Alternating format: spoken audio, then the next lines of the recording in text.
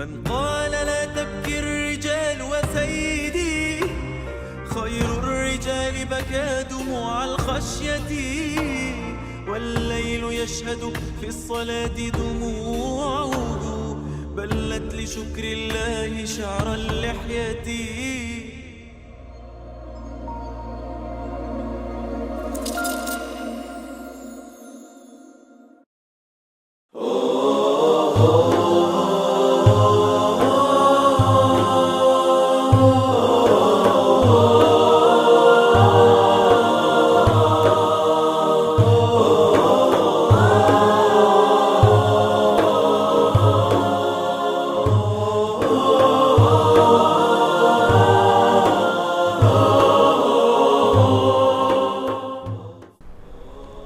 السلام عليكم ورحمة الله تعالى وبركاته.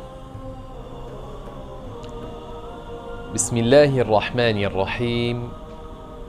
الحمد لله رب العالمين، وأفضل الصلاة وأتم التسليم على سيدنا محمد وعلى آله وصحبه الطيبين الطاهرين. Rasulullah Muhammad sallallahu alaihi wasallam seafdal manusia, seafdal ciptaan Allah Subhanahu wa taala, yang kita apabila mendengar namanya rasa rindu terhadapnya sallallahu alaihi wasallam.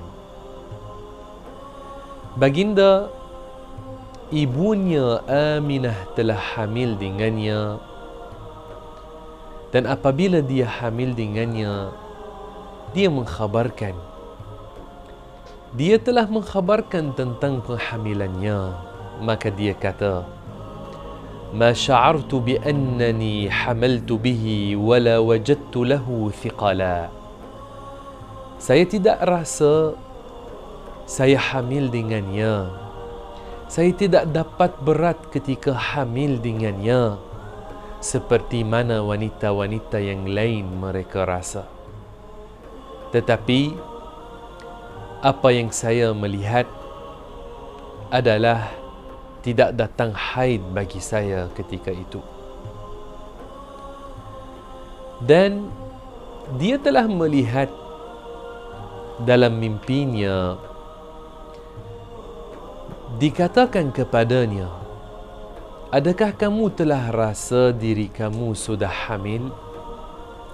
Maka seolah-olah dia kata, "Saya tidak tahu." Maka dikatakan kepadanya, "Innaki qad hamalti bi sayyidi hadhihi al-ummati wa nabiyyiha."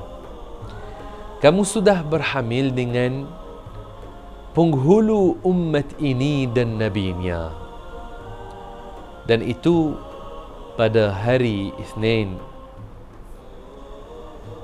Kata Aminah, "Fakana dhalika mimma yaqana indi." Yani itu adalah antara apa yang menjadikan saya lagi yakin bahawasanya saya sudah hamil. Kemudian sekali lagi dia melihat di dalam mimpinya, ada yang datang kepadanya dan kata kepadanya, "Quli u'idhuhu bil wahidis samadi min syarri kulli hasid." Yani katakan, saya mohon daripada Allah yang Maha Esa, yang As-Samad, untuk melindungi dia daripada kejahatan setiap orang yang membuat hasad dengki. Kemudian ayahnya Abdullah telah wafat apabila Rasulullah sallallahu alaihi wasallam masih lagi dalam kandungan ibunya. Abdullah telah keluar ke Asyam, ke Gaza, dengan unta-unta bagi Quraisy untuk urusan perniagaan. Mereka telah keluar membawa bersama mereka barang dagangan. Dan setelah mereka habis urusan perniagaan, dalam perjalanan mereka balik ke Makkah, mereka telah lalu pada Al-Madinah Al-Munawwarah. Dan Abdullah ibn Abdul Muttalib, ayah Rasulullah sallallahu alaihi wasallam, dia telah jatuh sakit di Al-Madinah Al-Munawwarah. Maka dia telah kata kepada yang lain yang ada bersamanya, saya akan kekal bersama akhwali, yakni bapa-bapa saudara sebelah ibu, Bani Adi bin Najjar.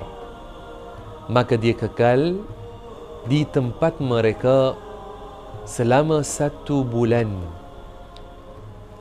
Dan pada 1 bulan itu dia kekal sakit. Yang lain sudah mereka sambung perjalanan ke Makkah. Apabila mereka sampai kepada Abdul Muttalib, ayah kepada Abdullah,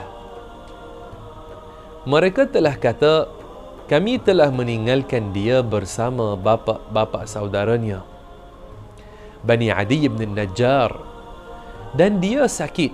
Maka ayahnya Abdul Muttalib mengutuskan kepadanya anaknya yang paling besar, yang dia adalah Al-Harith.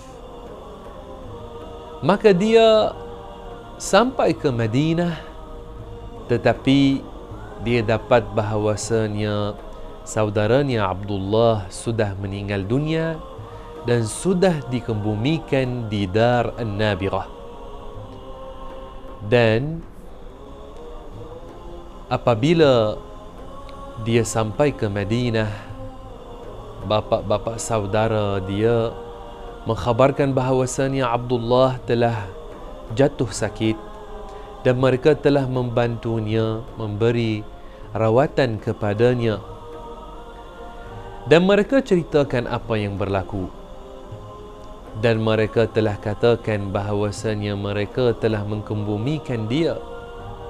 Maka Al-Harith, dia kembali kepada ayahnya dan dia mengkhabarkan kepada ayahnya Abdul Muttalib tentang kewafatan Abdullah.